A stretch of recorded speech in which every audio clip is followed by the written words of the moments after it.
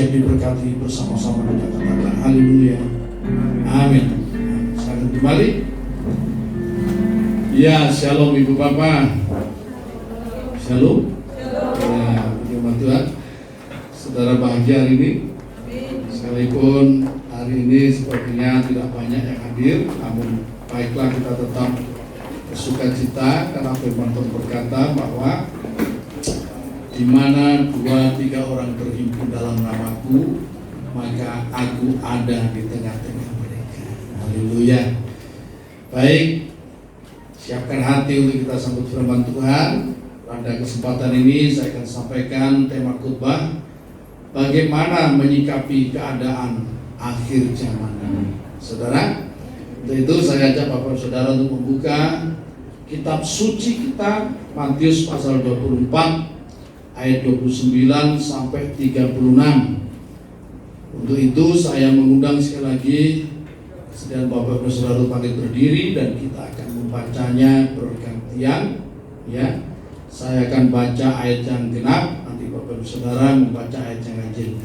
Saya undang, silakan bangkit berdiri. Ya. Saya akan baca ayat yang ganjil, nanti Bapak Saudara membacanya ayat yang genap. Ya. Matius 24 ayat 29. Kedatangan anak manusia perumpamaan tentang pohon ara. Segera sesudah siksaan pada masa itu matahari akan menjadi gelap dan bulan tidak bercahaya, dan bintang-bintang akan berjatuhan dari langit, dan kuasa-kuasa langit akan goncang. 30. Pada waktu itu tampak kedatangan manusia yang langit, dan semua bangsa di bumi akan menatap, dan mereka akan melihat manusia itu datang di atas awan api dengan segala kekuasaan dan kemuliaan. Dan ia akan menyuruh keluar malaikat-malaikatnya dengan meniup sangkakala yang dahsyat bunyinya. Dan mereka akan mengumpulkan orang-orang pilihannya dari keempat penjuru bumi, dari ujung langit yang satu ke ujung langit yang lain. 32. Adalah pelajaran dari perumpamaan tentang pohon ara. Apabila ranting-rantingnya tumbuh dan mulai berbuah, kamu tahu bahwa musim panas mendekat. Demikian juga jika kamu melihat semuanya ini, ketahuilah bahwa waktunya sudah dekat, sudah diambang pintu. 34. Aku berkata kepadamu, sesungguhnya kata ini tidak akan berakhir sebelum semuanya ini terjadi. Langit dan bumi akan berlalu, tetapi perkataanku tidak akan berlalu. 36. Kita baca bersama-sama 2-3. Tetapi tidak seorang pun yang tahu, malaikat-malaikat di surga tidak, dan anak pun tidak, hanya Bapa sendiri. Amin. Silakan duduk kembali. Saudara yang saya kasih dalam Tuhan, hari-hari ini ya, terutama kita yang tinggal di Bali, kerasa betul dengan adanya pandemi COVID ini. Ya, banyak orang kehilangan pekerjaan. Ya, beberapa teman daripada hamba Tuhan cerita sama saya, Pak, ada beberapa jemaat yang terpaksa pulang kampung, Pak. Karena apa? Sudah tidak bisa lagi berusaha di Bali. Ya, katanya usaha ini gagal, usaha itu gagal dan sebagainya. Tapi puji nama Tuhan, jemaat Tuhan di tempat ini tetap dipelihara Tuhan. Amin. Iya. So, kasih dalam Tuhan. Nah, banyak orang mengalami kesulitan pada saat-saat ini. Tapi saya bersyukur sekalipun ada beberapa jemaat yang saya tahu kena dampak COVID, ya. Ya, bahkan ada yang rugi sampai miliaran, saudara. Tapi puji Tuhan, saudara, tetap teguh saja, tetap senyum. Amin. Iya. Bahkan masih bisa jalan-jalan sama saya untuk saudara menikmati makan bersama. Saudara, nggak mikirin wis kerugian miliaran ya sudah, ya.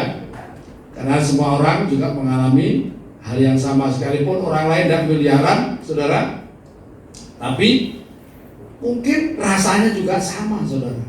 Bagi satu orang ya, nilai rupiah saudara itu berbeda-beda. Ada yang 100.000 itu bernilai sekali. Ada yang 1 juta ya, tidak terlalu bernilai. Ada yang ratusan juta, biasa saja. Hanya begitu saudara, sesuai dengan keadaan masing-masing. Nah, saudara, ini menunjukkan bahwa memang kita ini sedang masuk dalam situasi akhirnya. Saudara senang bahwa saudara sekarang ini hidup di akhir zaman? Senang saudara? Pak, tidak senang Pak. Ngeri-ngeri sedap katanya gitu ya. Itu bahasanya adalah salah satu anggota DPR dulu saudara ya, Pak Sultan Gagana. Sultan apa? Ya. Nah, itu katanya ngeri-ngeri sedap bahasanya. Nah, saudara Tuhan, apa yang sudah kita baca tadi dalam Matius pasal 24 ayat 29 sampai ayat yang ke-36, Tuhan Yesus mengungkapkan rahasia akan kedatangannya ya. Pada ayat yang 29 disitu katakan, segera sesudah siksaan pada masa itu matahari akan menjadi gelap dan bulan tidak percaya dan bintang-bintang akan berjatuhan dari langit dan kuasa-kuasa langit akan goncang. Saudara, nah berarti apa? Pada akhir zaman ini kita harus mempersiapkan diri. Rupanya ini ada yang pasti datang, yaitu apa? Akan datang siksaan yang berat. Namun sebelumnya kita akan mundur dulu ya saudara ke ayat-ayat berikutnya. Kita akan melihat tanda-tanda sebelum hal ini akan menimpa dunia ini, menimpa umat Tuhan khususnya, saudara. Nah, yang pertama kita akan melihat di Matius pasal 24 ayat 1 sampai 4 itu tanda-tanda akhir zaman, ya. Barangkali atau ayat 1 sampai 4 itu, tapi saya baca mulai ayat 3 sampai 4 saja, ya. Ketika Yesus duduk di atas bukit Zaitun, datanglah murid-muridnya kepadanya untuk bercakap-cakap sendirian dengan dia. Kata mereka, katakanlah kepada kami, bila manakah itu akan terjadi dan apakah tanda kedatanganmu dan tanda kesudahan dunia? Ayat 4, jawab Yesus kepada mereka, waspadalah supaya jangan ada orang yang menyesatkan kamu. Saudara, lanjut itu saudara, ayat sampai ayat yang kelima. Sebab banyak orang akan datang dengan memakai namaku dan berkata akulah Mesias, dan mereka akan menyesatkan banyak orang. Saudara, kita tahu bahwa ketika Yesus datang, maka Yesus dengan tegas mengatakan, akulah jalan, kebenaran, dan hidup. Tidak seorang pun sampai kepada Bapa di surga kalau tidak melalui Yesus Kristus. Saudara, ya, tidak ada jalan lain orang bisa sampai kepada Bapa di surga. Sekali lagi, hanya melalui Tuhan Yesus Kristus. Kemarin kita sudah merayakan ya hari Kamis yang lalu, ya kemarin ya kita merayakan hari yang luar biasa, hari kenaikan Tuhan Yesus ke surga. Beberapa di antara saudara, mayoritas ikut merayakan. Ya, kita laksanakan ibadah di Kedua, saudara ya, di kebun raya. Ada yang tidak ikut? Ya ada beberapa yang tidak ikut, tak apa-apa. Ya, tahu tahun depan kalau masih mau diadakan di sana, ya, ayo kita ikut bersama-sama, saudara. Ya. Nah, setelah Yesus naik ke surga, kita tahu bahwa ya firman ini digenapi, datanglah penyesatan. Ya, Pada ayat yang kelima, sebab banyak orang akan datang dengan memakai namaku dan berkata, akulah Mesias, artinya juru selamat. Akulah juru selamat, dan mencari pengikut. Kita tahu ya, pada abad kedua, mulai abad pertama saja, abad kedua, abad ketiga, ya, itu banyak penyesatan sampai abad-abad berikutnya. Bahkan ada orang yang berupaya dengan sekuat tenaga untuk menggantikan posisi Yesus dengan cara apapun. Saudara, ya, menggantikan posisi Yesus. Saudara, Yesus tidak tergantikan posisinya. Tetapi ada ya orang-orang yang menyatakan diri dan berupaya untuk menggantikan posisi Yesus dan menarik banyak orang kepada diri. Dan puji nama Tuhan, kita berada di dalam Dia, di dalam Tuhan Yesus Kristus. Saya harapkan saudara jangan sampai terbawa arus, tersesat, keluar dari ajaran Kristus. Saudara, yang ada di sini, setiap orang yang berada di dalam Kristus berbahagia. Sebab saudara telah menerima begitu banyak kasih karunia. Saudara menerima kepastian keselamatan yang dijanjikan di dalam Kristus Yesus itu pasti, bukan mudah-mudah. Ya, berbahagia. Karena itu jangan ada yang berpikir kemudian karena sesuatu hal meninggalkan Kristus. Setiap orang yang meninggalkan ajaran Kristus dan keluar dari situ, dia tidak punya Allah dalam hidupnya. Nah, tolong ditayangkan 2 Yohanes 1 ayat 9. Setiap orang yang meninggalkan ajaran Kristus dan keluar dari situ, dia tidak punya Tuhan. Kita baca bersama-sama ya, 2-3. Setiap orang yang tidak tinggal di dalam ajaran Kristus, tetapi yang melangkah keluar dari situ, tidak memiliki Allah. Barang siapa tinggal di dalam ajaran itu, ia memiliki Bapa maupun Anak. Saudara kasih Tuhan, sekarang ini lagi ngetren, rebutan yang mana yang benar. Ajaran Trinitas kah? Ajaran Dwi Tunggal kah? Ajaran oneness? Saya minta jemaat untuk memiliki pengertian yang benar, ya, pengertian sesuai dengan firman Tuhan. Saya bersyukur di sini jemaat sudah lebih dewasa. Karena apa? Orang yang khotbah mengajarkan ajaran yang aneh-aneh bisa mengerti, saudara. Dia bisa membedakan mana ajaran yang benar dan mana ajaran yang tidak, saudara.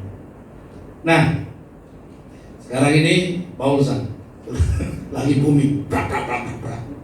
Beberapa waktu yang lalu sebenarnya saya mau telepon beliau, tapi ya biar, karena sekarang sudah ada di luar negeri, dia sudah biarkan, itu urus saja dia, sudah sebut ya. Nah, kasih dalam Tuhan, saya mesti tegaskan kembali bahwa hanya di dalam Kristus Yesuslah ada jaminan hidup yang kekal. Orang lain mungkin menjanjikan surga, tetapi di dalam Yesus Kristus bukan hanya menyediakan surga, tetapi memberikan jaminan hidup yang kekal untuk saya dan saudara. Segala kasih karunia. Nanti saya juga akan bicara tentang kasih karunia di dalam Kristus Yesus. Saudara, kemudian berikutnya, ya, tanda yang berikutnya pada ayat 6 sampai ayat yang ke-8 Matius pasal 24. Saya bacakan, kamu akan mendengar deru perang atau kabar-kabar tentang perang, namun berawas-awaslah, jangan kamu gelisah, sebab semuanya itu harus terjadi. Tetapi itu belum kesudahannya, sebab bangsa akan bangkit melawan bangsa, dan kerajaan melawan kerajaan. Akan ada kelaparan dan gempa bumi di berbagai tempat. Akan tetapi semuanya itu barulah permulaan penderitaan menjelang zaman baru. Saudara, kapan ini digenapi? Sudah, saudara. Dunia ini sudah memasuki ini. Apa yang sudah saya sampaikan tadi pada ayat 1 sampai 5 sudah digenapi. Nabi palsu ada, penyesat ada di dunia. Ya. Kemudian, saudara, pada ayat yang ke-6 sampai ayat yang ke-8, bangsa bangkit melawan bangsa. Kapan terjadi? Tahun Perang Dunia Pertama tahun berapa? 1900? Saya lupa, saudara. Sampai ada, saudara. Ya, itu pelajaran sejarah zaman SMP, saudara. Ya. Ya, Perang Dunia Pertama, kemudian Perang Dunia Kedua lebih dahsyat lagi. Amerika yang tidak mau terlibat sebenarnya dalam Perang Dunia Kedua, akhirnya terpaksa terlibat karena apa? Tiba-tiba diam-diam diserang oleh pasukan kamikaze Jepang. Ya, pangkalan angkatan laut Amerika dibombardir habis sudah. Terpaksa dia ikut perang. Ya, dan di Indonesia juga nenek moyang kita bagaimana ceritanya pada waktu perang. Susahnya minta ampun. Orang makan aja susah, saudara. Ya, sampai ceritanya nenek moyang kita itu batang pisang itu sampai bonggolnya pisang itu bisa dimasak dijadikan makanan, katanya. Bersyukur saudara yang hidup sekarang ini nggak pernah makan bonggolnya pisang kan? Ya, makanya mengucap syukur. Jangan ngamuk-ngamuk setiap hari. Kok masak kangkung terus tuh? Kangkung tuh enak, amin. Saudara Tuhan, jangan bersukut-sukut soal makan. Mengucap syukur aja sama Tuhan. Kita itu bisa menikmati itu. Saudara, ya. Kemudian terjadi gempa bumi di berbagai tempat. Saudara, kita sudah melihat, mendengar bagaimana peristiwa-peristiwa gempa bumi yang terjadi di abad yang ke-20 dan mengawali abad 21. Kita lihat, ya, dan waktu itu kita ketakutan, ke pantai saja takut, amin. Lu takut loh, saudara. Iya. Pada waktu tanggal 26 Desember 2004 ya, gempa Aceh 9,1 skala Richter, mengerikan, saudara. Dan waktu itu orang Aceh, orang semua lah, nggak menyangka kalau ada tsunami yang dahsyat seperti itu. Waktu terjadi gempa santai-santai saja. Ini tahunya air laut naik. Nanti kalau saudara baca lagi dalam Lukas, ya, orang akan mati ketakutan karena gempa bumi. Lu mati ketakutan. Nah, sekarang ini banyak orang juga mati ketakutan karena corona, amin. Orang takut terus, tak berani kemana-mana, ibadah tak berani, saudara. Ibunya turun, gampang kena penyakit, saudara. Tapi puji Tuhan, saya lihat jemaat ini semangat semuanya. Haleluya, ya, disertai diberkati Tuhan. Kemudian yang berikutnya, saudara, ayat 9 sampai 14 akan bacakan. Pada waktu itu kamu akan diserahkan supaya disiksa, dan kamu akan dibunuh dan akan dibenci semua bangsa oleh karena namaku. Dan banyak orang akan murtad, dan mereka akan saling menyerahkan dan saling membenci. Banyak nabi palsu akan muncul dan menyesatkan banyak orang. Dan karena semakin bertambahnya kedurhakaan, maka kasih kebanyakan orang akan menjadi dingin. Tetapi orang yang bertahan sampai pada kesudahannya akan selamat. Dan Injil kerajaan ini akan diberitakan di seluruh dunia menjadi kesaksian bagi semua bangsa. Sesudah itu barulah tiba kesudahannya. Perhatikan tanda yang berikutnya, saudara, yaitu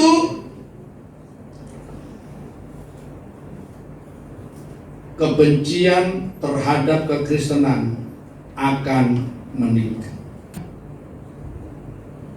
Kita harus siap menghadapi semuanya. Haleluya. Ya, kita bersyukur ada di Bali. kita ibadah bisa enak Mas. Di beberapa tempat ibadah susah. Di tanah kelahiran saya di Sidoarjo, itu gereja yang didirikan mulai tahun 74 kalau salah didirikan, dan waktu itu tidak ada masalah. Tapi tahun 90 sekian ditutup masa. Tuhan mengajarkan berdoa untuk musuhmu, amin. Kasihlah musuhmu dan berdoa untuk mereka. Nah, dalam hal ini saya akan bertanya, apa kira-kira yang saudara akan doakan untuk orang yang memusuhi saudara? Apa kira-kira isi doanya? Oh Pak, saya akan berdoa biar kalau dia keluar keserempet beca. Bukan begitu. Kita doa yang baik, amin. Yang lain itu urusan Tuhan. Tuhan mengajar pada kita dalam Roma pasal 12 ayat 17 sampai 21, kalau musuhmu lapar beri dia makan, amin. Kalau musuhmu haus beri dia minum, kalau dia jatuh angkat dia. Yang lain itu urusan Tuhan. Siapa tahu dia bertobat. Kita kenal dengan rekan-rekan kita, ya, almarhum Muhammad Fakri Bariudin Pratama. Di masa mudanya dulu komandan pasukan 700 kasus itu bodoh. Saudara ingat kan kasus itu bodoh? Yang tahunnya, yang umurnya sudah agak banyak, kepala 4 ke atas, tahu kasus itu bodoh. Ketika gereja diserang, kemudian ada satu gereja GPPS dibakar, pendetanya satu keluarga dengan satu orang pengerja mati.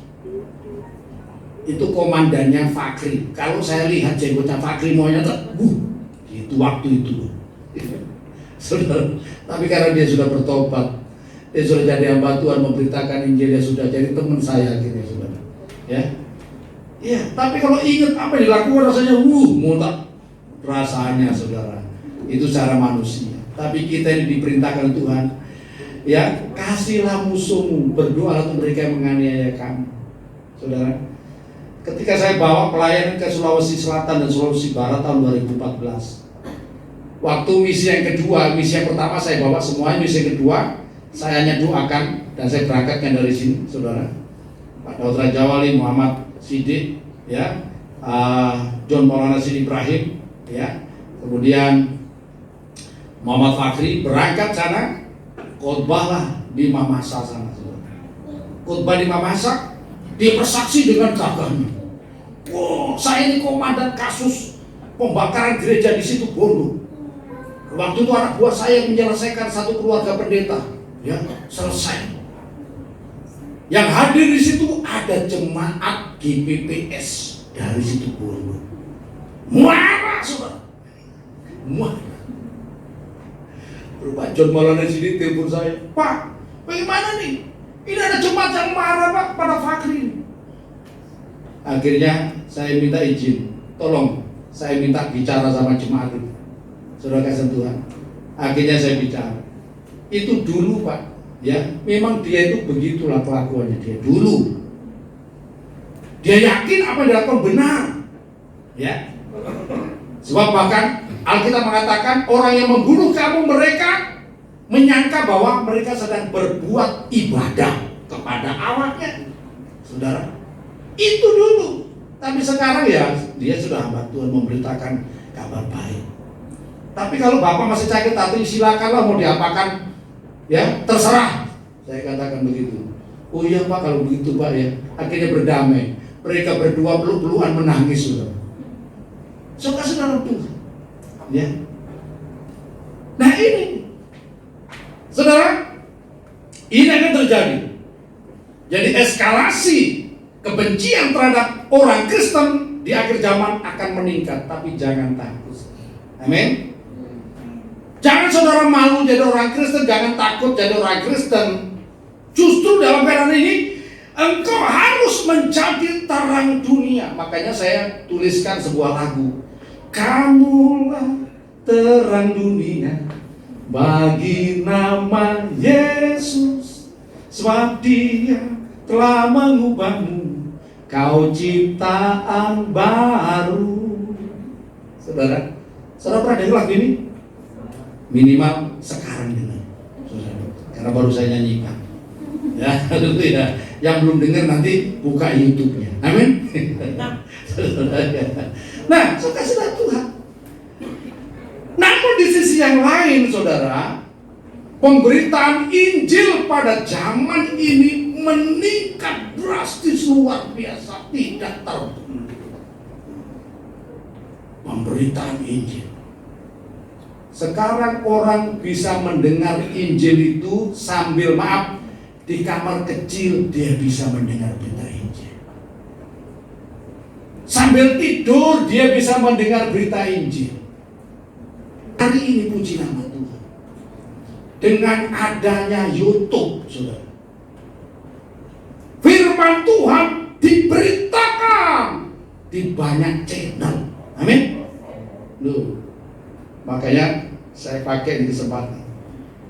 Ya, sekalipun YouTube saya sudah dimonetisasi, tapi saya tujuannya bukan untuk nyari uang dari situ. Ya, tujuan untuk memberitakan Injil, kabar baik kepada saudara kita yang lain. Saudara Tuhan, ya. Nah, sekarang ini tidak bisa dibendung. Maaf, kayak saudara kita yang dari sana, Pak Kaji, belah. Saya udah ngomong sama Pak Kaji, Pak, hati-hati gini. Oh, enggak apa. Ya, saya udah siap. Oh ya sudah, saya doakan. Kasih Tuhan. Iya, yang lain-lain. Tapi saya ditelepon oleh beberapa teman yang lain. Ayo Pak, gabung Pak, lain. Itu bukan bagian saya. Saya bagian nyanyi aja lah. Ya. Itu bukan bagian saya. Bukan karena takut, bukan. Ya, ada bagiannya masing-masing. Gitu? Iya. Saudara, saya memikirkan jemaat Tuhan. Saya memikirkan ya pekerjaan Tuhan yang terpercaya. Itu saudara.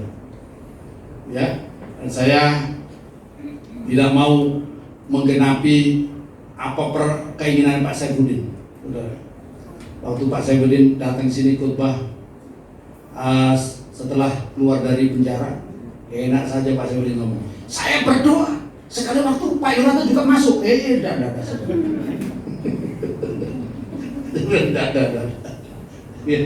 Bukan apa saudara, bukan bagian saya. Ya, kalau itu terjadi ya sudah. Ya, tapi kalau tidak diizinkan, tidak akan terjadi. Ya. Nah, saudara Tuhan, hal ini akan terjadi. Pemberitaan Injil secara masif terjadi. Sekarang pertobatan orang itu luar biasa. Tidak bisa dibentuk. Pertobatan di Jawa Barat begitu banyak. Nanti ada beberapa yang mungkin terbang ke sini untuk apa? Minta dibaptis. Saudara Tuhan, di Kalimantan, di beberapa daerah di Jawa itu juga saudara tidak bisa dibentuk. Karena Injil diberitakan sama-sama. Haleluya. Ya. Tetapi di sisi lain akan banyak orang murtad. Kita sudah mendengar begitu banyak orang mualaf. Banyak ada kesaksian begini dari orang mualaf katanya.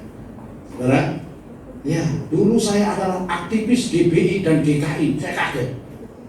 Aktivis GBI dan GKI maksud apa?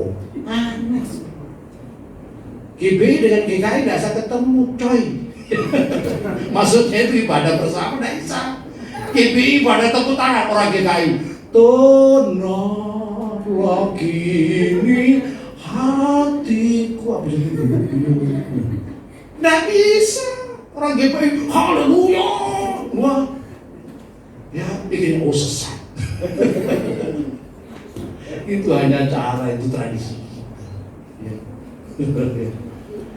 Antar gereja jangan saling menghakimi. Amin. Itu indah. Gereja macam-macam warnanya. Ada yang sorak-sorak, ada yang tenang. Saya kadang-kadang datang juga ada di gereja yang tenang, yang sudah ikut saja tenang. Nah, saudara Tuhan, kemudian kita melihat juga, ya saudara, iya, sekarang ini eskalasi permusuhan antara Israel dan Palestina meningkat akhir-akhir ini, saling hantam. Ya, intinya apa? Karena memang Israel mau, itu hak mereka sebenarnya, membangun kembali bait suci yang ketiga. Bait suci yang pertama dibangun oleh Raja Salomo dan dihancurkan oleh pasukan Babilonia abad ke-6 Masehi, sebelum Masehi, ya. Kemudian setelah pulang dari pembuangan Babel, dibangunlah zaman Nehemia, Esra, gitu. Ya, Zerubabel bangun kembali bait suci yang kedua. Dan kemudian direnovasi di zaman Romawi, direnovasi oleh pemerintah Romawi, kerajaan Romawi. Bait suci yang ada di zaman Tuhan Yesus itu adalah bait suci yang kedua. Dan bait suci yang kedua ini dihancurkan dan tidak dibiarkan batu yang satu terletak di batu yang lain. Oh, batunya gede saudara, ya. Setengah ton satu batu, bukan batu-batu bata kecil-kecil, setengah ton, 1 ton. Saudara, itu dibongkar semuanya tahun 70 oleh pasukan Romawi di bawah pimpinan Jenderal Titus, ya, Jenderal Titus.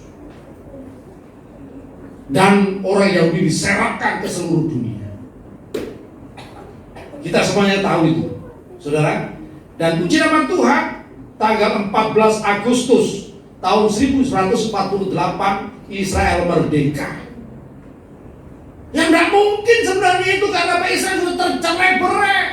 Dan di Indonesia juga ada suku-suku Israel sebenarnya. Halo?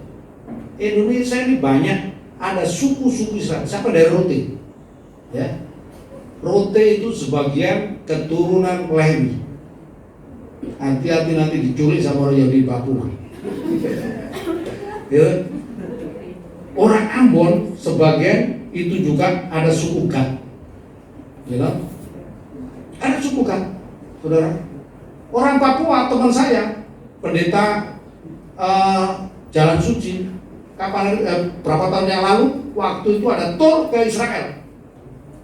Dia sore-sore sambil guyon-guyon ngomong sama temannya, waduh, luar biasa ya, enak sekali kalau saya misalkan kita ini mati di Israel. Coba ngomong sembarangan, mati ya di sini ya enak rasanya. Pagi-pagi dia bangun, tidak bisa bangun, mati sudah. Ya, akhirnya diotopsi oleh dinas kesehatan di sana yang berwenang di sana. Ditemukan gennya, gen orang Israel. Orang Papua loh, apa urusannya? Gennya orang Israel, jadi jenazahnya tidak boleh dibawa pulang. Waduh, keluarganya di Ayamaru nangis-nangis, saudara. Akhirnya kita sama bantuan urunan, boleh bawa pulang tapi bayar. Ya. Berapa juta itu, berapa puluh juta. Akhirnya kita urunan, ya, bayar sana. Akhirnya jenazahnya boleh dipulangkan. Dipulangkan, dipeti, tidak boleh dibuka, ditutup bendera Israel. Jurek, coba semua. Bahwa ini orang Yahudi sebenarnya tidak boleh bawa pulang, harus dimakamkan di tanah Israel. Coba orang Papua. Nah, orang-orang Yahudi sekarang ini, siapa tahu nanti di antara saudara ini ada keturunan Israel. Ya. Nah, saya ingat jadi waktu peristiwa Ambon itu, waktu Ambon berdarah, banyak pasukan dari tenaga medis dari Amerika datang, itu orang Yahudi. Apa yang mereka lakukan? Ngecek DNA. DNA-nya, saudara. So kasih Tuhan. Kemudian akhirnya apa? Dipulangkan lewat Singapura. Singapura baru diganti bendera Indonesia. Dipulangkan. Sampai di sana teman-teman cerita, loh ini orangnya berat sebenarnya, orang gemuk, gede besar gemuk, tapi kok petinya ringan. Nah, itu mungkin diakal-akali sama orang Yahudi. Ya, tidak boleh dibuka, saudara. Dimakamkan, ya sudah. Dimakamkan di Papua. Saudara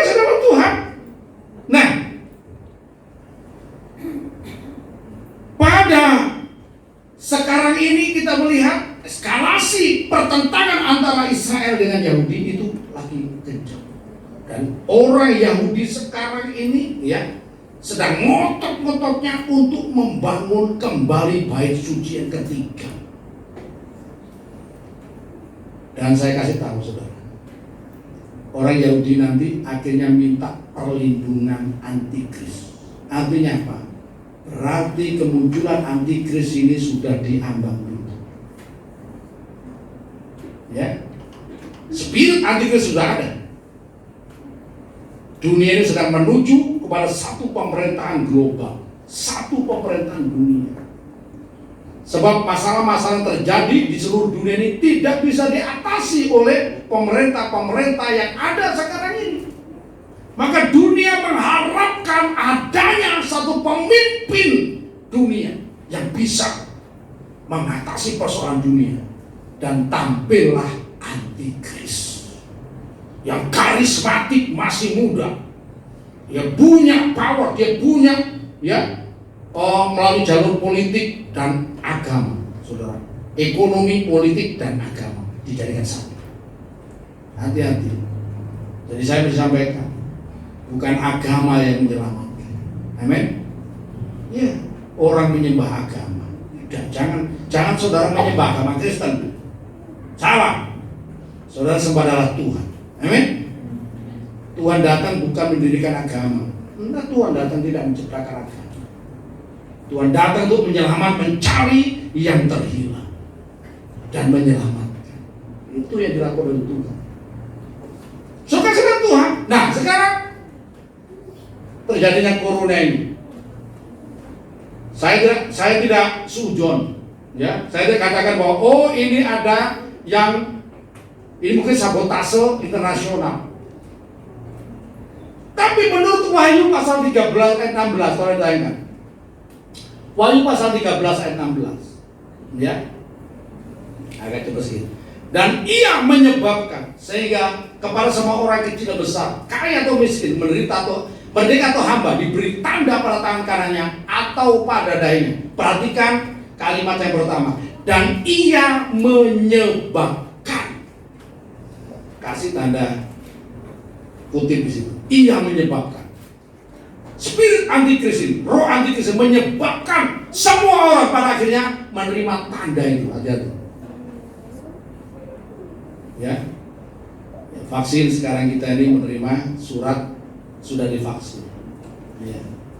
Tapi nanti ini bukan menyelesaikan masalah. Ada teman-teman kita yang sudah divaksin 2 kali masih kena COVID, bisa mati. Hati-hati, jangan saudara merasa, kalau sudah divaksin 2 kali merdeka kemana-mana dan saya pakai masker. Hati-hati saudara, harus kita tetap waspada. Amin. Waspada, jangan sembarangan, jangan gegabah, saudara.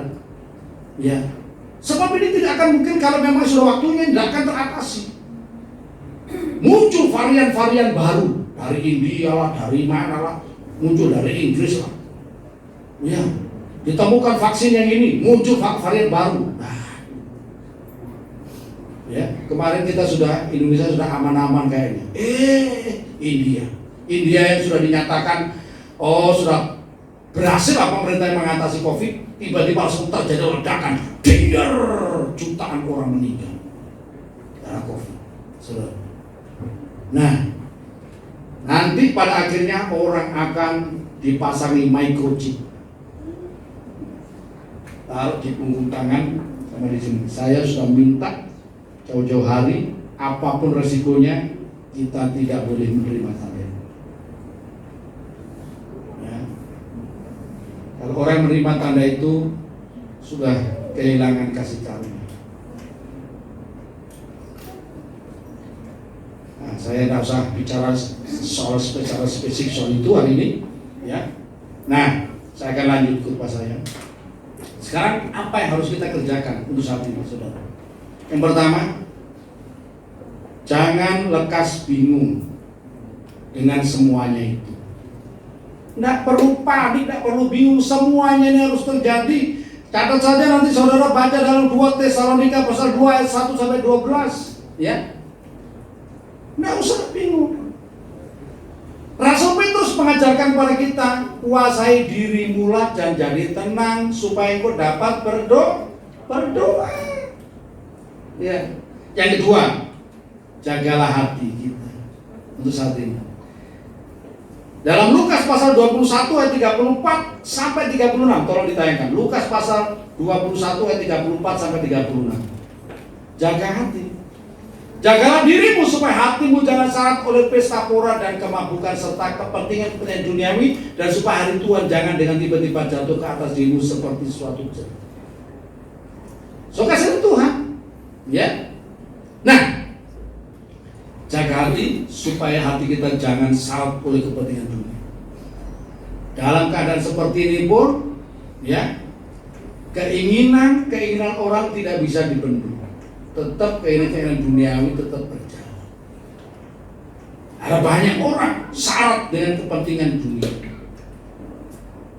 ya, mabuk dengan kemewahan dan sebagainya, melupakan Tuhan. So kasih Tuhan, jangan sampai terjadi. Saya berdoa supaya saudara diberkati semuanya. Itu doa saya, supaya saudara sukses. Bahkan doa saya supaya di jemaat ini ada yang jadi konglomerat. Nggak tahu nih dengar tua atau tidak ini untuk jadi konglomerat, ya. Bukan mau bagaimana, saya ingin membuktikan bahwa janji Tuhan itu ya dan amin, ya. Janji Tuhan itu ya dan amin. Rencana Tuhan itu begitu untuk saudara. Saudara diberkati menjadi berkat rohani dan jasmani, ya. Tapi kita akan melihat reaksi kita, sebab ada beberapa orang yang ketika dimulai diberkati, hatinya juga ikut naik, ekonominya naik, duitnya naik, tabungannya naik, hatinya naik, terus jalannya mulai kenceng lehernya, susah noleh sama orang. Aduh, saya kadang-kadang kemarin saya bilang sama anak-anak remaja, sekarang saya doakan ya supaya jadi orang ya sukses. Orang mengatakan ekonomi kelasnya, kelas harimau, kelas singa. Ya. Tapi jangan begitu nanti sudah doakan jadi kelas singa terus yang mendoakan mau dimakan. Ingat itu cerita, ada cerita bahwa ada tikus yang dikejar kucing, kemudian pas kebetulan ada penyihir. Tikusnya lari menyembah penyihir, tolong, Pak penyihir tolong aku mau dimakan kucing. Langsung Pak penyihir ini langsung disihir, tikus disihir jadi kucing, terus jadi kucing, meow berteman sama kucing yang mau makan dia. Dalam kemudian ketemu anjing, mau dimakan sama anjing, lari kepada penyihir, ya, tolong Pak penyihir tolong aku mau dibunuh sama anjing, ya, apalagi Ciko di sini, tidak bisa lihat kucing, ya. Akhirnya disihir juga, jadi anjing. Akhirnya berteman, bahkan pacaran dengan anjing yang mau mengejar dia, mau membunuh dia. Tidak lama kemudian ketemu harimau, anjingnya keder, ya. Akhirnya lari lagi ke Pak penyihir, kamu ketemu harimau? Oh jangan, tidak ada masalah, ya. Tak sihir jadi harimau, terus jadi harimau. Berteman, kelasnya jadi kelas harimau. Jalannya gagah. Yang dulu tikus nyit gitu ya. Sekarang jadi harimau kelasnya. Jalannya beda. Ya. Kemudian ketemu sama penyihir. Penyihirnya mau dimakan. Akhirnya penyihirnya ini garuk-garuk kepala. Ini tikus dijadikan harimau, kok mau makan aku. Sekarang disihir lagi. Jadilah tikus, bahkan tikus god. Akhirnya jadi lagi ketuprak, jadi tikus. Nah, ketika saudara diangkat Tuhan, biar hati saudara tetap rendah hati. Amin. Rendah hati, jangan berubah. Udah Tuhan-Tuhanan, aku udah kenal Pak Yonatan. Ada. Nanti tak doakan lagi dalam nama Yesus. Jadi tikus god. Repot. So kasihan Tuhan. Nata, mana Nata? Oh iya, Nata itu tidak mau saya doakan. Benar satu hal. ya. Ya sudah, saya tidak dewasa itu. Tapi kalau misalkan kehendak Tuhan, apa boleh buat?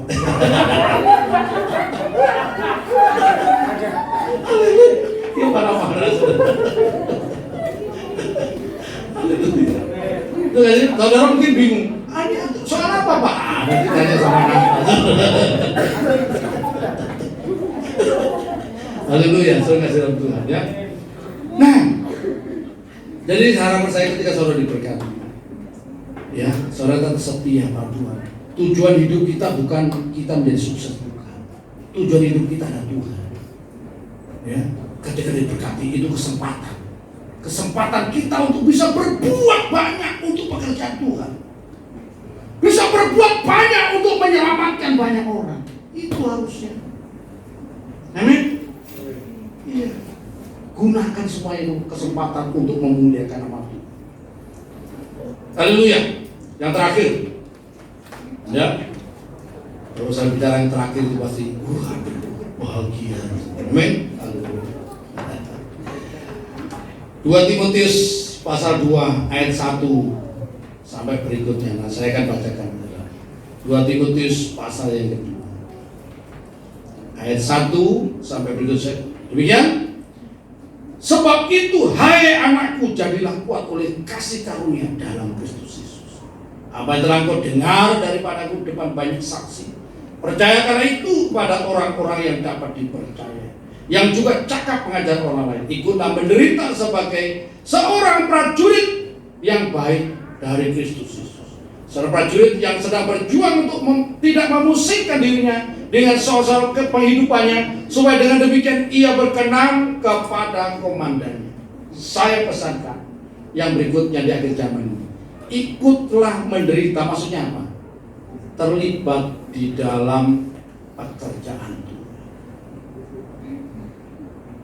Saudara ibadah, saudara, waktu-waktu yang saudara berikan dalam ibadah itu bernilai kekal. Kalau saudara mengerti waktu yang saudara berikan dalam ibadah itu bernilai kekal, saudara tidak akan pernah meninggalkan ibadah. Kalau saudara mengerti, ya, ketika mau beribadah saudara suka cita, bukan luar biasa. Ya, nah, saudara kasih Tuhan. Ibadah saja itu bernilai kekal, apalagi kalau saudara terlibat di dalam pekerjaan Tuhan. Minimal berdoa untuk pekerjaan Tuhan, berdoa untuk umat Tuhan, berdoa untuk hamba-hamba Tuhan. Saudara doakan, itu upahnya sangat besar. Pekerjaan Tuhan ini perlu didukung dengan doa. Ya. Kemudian yang berikutnya, saudara juga tergerak, terbeban untuk memikirkan pekerjaan Tuhan, karena saudara diberkati Tuhan, puji nama Tuhan.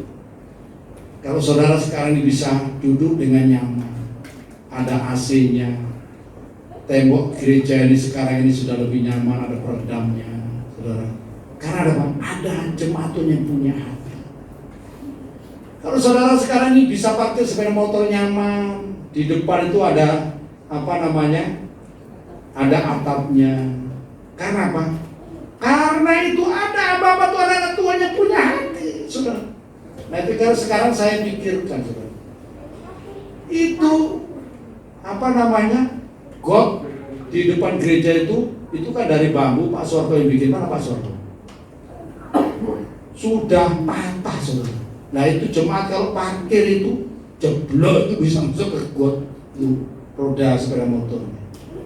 Ya, saya mau ajak bicara sama Sarpras itu, bikinkanlah mungkin, ya, dari besi mungkin, tutup. Nah, saya bisa memikirkan itu, untuk memikirkan, terlibat dalam pikiran. Dan apa saja yang saudara lakukan pekerjaan Tuhan, tidak ada yang hilang, tidak sia-sia. Semuanya tertulis dengan jalan Allah, saudara. Saudara melayani Tuhan, saudara terlibat dalam pelayanan. Semuanya itu bernilai kekal, saudara. Kalau saudara mengerti, saudara dengan sukacita melakukannya. Bahkan yang antar jemput sekalipun, gitu. Asal pelayanan apa saja, ngepel di gereja atau apa saja yang saudara lakukan untuk memuliakan nama Tuhan, menyiapkan jemaat itu supaya bisa beribadah dengan baik. Itu saudara bernilai kekal. Mari kita berlomba-lomba. Jangan pikir, oh itu kan tugasnya Pak Yonatan yang buang-buang sampah, ngepel gereja, gitu. Ya, saudara, minimal kalau saudara mau buang sampah, jangan tinggalkan sampah di bangku gereja, men. Ya minimal. Haleluya. Ya. Itu yang mau meninggalkan sampah sudah mulai. Siap, saudara. Nah, kenapa? Semua yang kita lakukan di dalam nama Yesus, sekali lagi, memiliki nilai kekal. Jangan seorang pun berkata, aku tidak ada yang sesuatu yang bisa saya lakukan. Saya kasih tahu, di Korea itu ada kesaksian hamba Tuhan, pendeta besar. Jemaatnya itu 5.000. Tapi sekali waktu dibawa Tuhan naik ke surga, ditunjukkan di surga itu bagaimana. Oh, malaikat sedang membangun rumah. Ada nama-nama di situ. Dan dia ketemu dengan jemaat yang sudah meninggal beberapa tahun yang lalu. Seorang janda, ibu janda. Saudara, kerjanya apa di gereja? Dia yang bisa lakukan sebelum ibadah, dia datang lebih awal, dia berdoa. Hanya itu saja sampai mati. Karena itu saja yang dia bisa lakukan. Dia doakan gembalanya, dia doakan yang mau pimpin, mau pelayanan, dia doakan itu jemaat yang datang ke gereja, dia doakan itu pekerjaan Tuhan. Dia mati. Di sana dia ketemu, dia tinggal di rumah yang mewah sekali, luar biasa. Dan di sana dia kelihatan cantik, muda, luar biasa. Saudara, wah, dia berpikir, ini jemaatku yang hanya tukang doa saja, ya, yang tidak ngerti apa-apa, pelayanan disuruh doa ke depan tidak bisa, hanya doanya di bangku tok. Rumahnya kayak begini, apalagi saya gembalanya. Akhirnya dibawa terbang sama malaikat. Dia tanya, malaikat, di mana rumahku? Ayo, dibawa terbang. Cuar ke tempat yang jauh. Dibawa ke pinggiran kota. Dia jalan di pinggir kali, situ ada rumah petak-petak. Ini tempatmu. Wakat dia. Loh, malaikat. Kalau dia pendetanya orang Bali, Ken kok. Ya. Kok bisa begini, bagaimana? Ya. Akhirnya malaikat itu menjelaskan, kamu melayani bukan karena kamu punya hati dan kamu mengasihi Tuhan, tapi karena apa? Karena sekedar tugas. Ya, karena sekedar tugas saja. Bukan karena memang hatinya mengasihi Tuhan dan rindu untuk memberi yang terbaik untuk Tuhan. Sekedar menjalankan tugas. Apalagi kasih tugas ngomel-ngomel terus. Ya, kasih tugas dimuli, bibirnya monyong 5 mili. Aku lagi. Kalau saudara tahu bahwa kita ini bahkan menderita karena nama Tuhan itu merupakan kasih karunia juga. Saudara, kasih karunia kalau saudara mengerti. Nah, karena itu saudara, ayo di akhir zaman ini mari kita kerjakan. Saya diingatkan Tuhan mengenai hati. Ya, hati ini baik, biarlah kita jaga kekudusan juga. Belajar saling mengampuni. Mungkin saudara pernah dilukai, pernah disakiti, pernah dikecewakan oleh teman saudara. Mari belajar saling menerima, saling mengampuni, berdamai. Ya, apapun itu saudara. Sebab Tuhan maunya begitu, kita ini berdamai satu dengan yang lain. Pak, menyakitkan sekali, tetap Tuhan katakan ampuni, ya saudara. Sebab kalau kita tidak mengampuni, maka Bapa di surga juga tidak mengampuni kita. Ini paham saudara. Belajar kita saling mengampuni satu yang lain. Ya, apa yang harus kita lakukan?